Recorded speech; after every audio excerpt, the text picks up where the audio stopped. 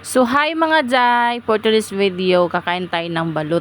Pero itong balut, binuksan ko na talaga ito at kasi nga binutasan ko na siya taas, meron siyang kauting sabaw kaya tinikman ko. Pagtikim ko mga Jai, ang baho mga Jai. Tas natapon yung sabaw andyan sa platito nga. Kasi naano ko nga siya. Pag ganyan ko, ayan. Andyan yung sabaw, tignan nyo yung sabaw. Tapos akala ko naman talaga ang sarap. Kasi yung iba pag kumakain ng balot, sobrang sarap na sarap sila. Syempre ako din, yung getera. Kaya yun, tinatry ko. Pero mabaho siya mga Jai. May amoy siyang kaunti. Ewan ko ba, ganun ba talaga ang ano ng balot. Kasi kumakain ako ng Penoy. Pero yung balot, never ko pa siyang natikman. So ngayon, yung getera nga ako, tinatry ko siya. Sabi daw ang sarap ng sabaw. Syempre ako naman din sinisip-sip ko din kaya nga natapon nakarating doon sa platito. So yan, tingnan nyo, pinakita ko sa inyo. Ayan.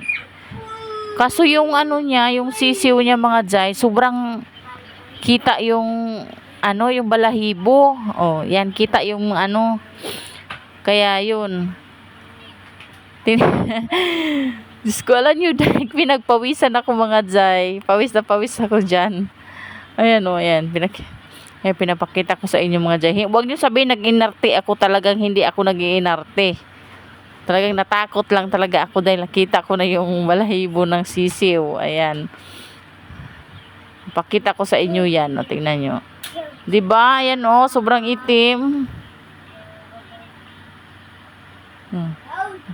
Sa tingin nyo, para akong nag-enjoy, pero sa totoo lang, takot na ako dyan. Ayan, pinakita ko sa inyo. Ayan laki. Ba't kayong ibang sarap-sarap kumain? Ayan, natakot na nga ako. Sabi ko sa inyo Kasi nga, malapit na dyan sa may malapit na dyan sa may, naano ko kasi yung ng balahibo ng sisiw. Kaya ako natakot. Huwag nyo sabihin nag-inarte ko. Ayan na. Ayan na nga yung sinasabi ko sa inyo diba? Takot nga ako mga langga. Ayan. Nabitawan ko tuloy. Sinishare ko pa naman sa inyo. Pinapakita ko pa naman sa inyo. Ayan na. Ayan. Takot talaga ako, promise. Malaki akong babae pero natakot ako sa balot. So hanggang dito lang ating video. Bye-bye. Salamat sa panunod mga